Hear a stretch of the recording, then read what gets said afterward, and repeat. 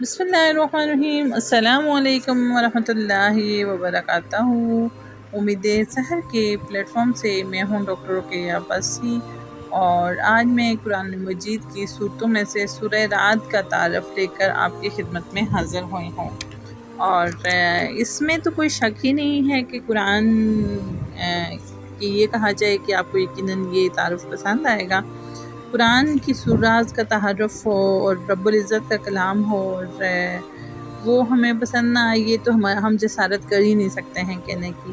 بہرحال چلتے ہیں سورہ رعد کے تعارف کی طرف۔ یہ سورت بھی ہجرت سے پہلے نازل ہوئی اور یہ مکی سورت ہے، اور اس میں 43 آیتیں اور 6 رکوع ہیں۔ اس کا بنیادی موضوع اسلام کے بنیادی عقائد یعنی توحید، رسالت اور آخرت کا اثبات اور ان پر عائد کیے جانے والے اعتراضات کا جواب ہے۔ پچھلی سورت یعنی سورہ یوسف کے آخر آیت 105 میں اللہ تعالیٰ نے فرمایا تھا کہ آسمانوں اور زمین میں اللہ تعالیٰ کی قدرت کاملہ اور اس کی وحدانیت کی بہت سی نشانیاں پھیلی ہوئی ہیں، لیکن کفار ان کی طرف دھیان دینے کے بجائے ان سے منہ موڑے ہوئے ہیں۔ اب اس صورت میں کائنات کی ان نشانیوں کی کچھ تفصیل بیان فرمائی گئی ہیں، جو پکار کر کہہ رہی ہیں جس قادر مطلق نے اس کائنات کو یہ محیر العقول نظام بنایا ہے، اسے اپنی خدائی قائم کرنے کے لیے کسی مددگار یا شریک کی ضرورت نہیں ہے۔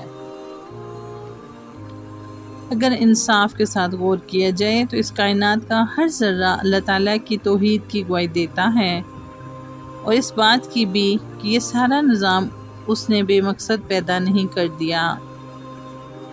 اس کا یقیناً کوئی مقصد ہے، اور وہ یہ کہ اس دنیوی زندگی میں کیے ہوئے ہر کام کو کسی دن حساب ہو، اور اس دن نیکیوں کا انعام اور برائیوں کی سزا دی جائے۔ اس سے خود بخود آخرت کا عقیدہ ثابت ہوتا ہے۔ پھر نیکی اور برائی کا تعین کرنے کے لیے ضروری ہے کہ اللہ تعالیٰ کی طرف سے واضح ہدایات بندوں کو دی جائیں۔ ان ہدایات کا ذریعہ اللہ تعالیٰ کے پیغمبر ہیں، جو وحی کے ذریعے اللہ تعالیٰ کے احکام معلوم کر کے دنیا والوں تک پہنچاتے ہیں، لہٰذا اسی سے رسالت کا عقیدہ بھی ثابت ہوتا ہے۔ کائنات کی جو نشانیاں اس سورہ میں بیان کی گئی ہیں، ان میں بادلوں کی گرج بھی ہے، جس کا اس سورت کی آیت نمبر 13 میں ذکر آیا ہے۔ عربی میں گرج کو رعد کہا جاتا ہے، اسی پر اس سورت کا نام رعد رکھا گیا۔ الف لام میم را۔ اب اس سے اس کا آغاز ہوتا ہے حروف مقطعات سے، اور یہ کتاب مقدس کی آیتیں ہیں، اور پیغمبر جو کچھ تم پر تمہارے پروردگار کی طرف سے نازل کیا گیا ہے برحق ہے، لیکن اکثر لوگ ایمان نہیں لا رہے۔ جیسے کہ سورہ بقرہ کے شروع میں عرض کیا گیا کہ ان حروف مقطعات کا صحیح مطلب اللہ تعالیٰ کے سوا کوئی نہیں جانتا، یعنی یہ آسمان، آیت نمبر 2 میں کہا جاتا ہے کہ یعنی کہ یہ آسمان ایسے ستونوں پر نہیں کھڑے ہیں جو آنکھوں سے نظر آ سکیں، اللہ نے اپنی قدرت کاملہ ہی کے سہارے انہیں کھڑا کیا ہوا ہے۔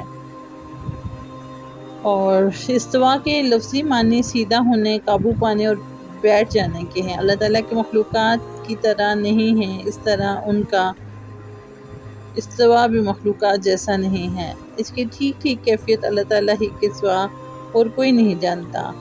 اس لیے ہم نے اس لفظ کا اردو میں ترجمہ کرنے کے بجائے اسی لفظ کو برقرار رکھا ہے، کیونکہ ہمارے لیے اتنا ایمان رکھنا ہی کافی ہے کہ اللہ تعالیٰ نے عرش پر اس طرح استوا فرمایا جو ان کی شان کے لائق ہے۔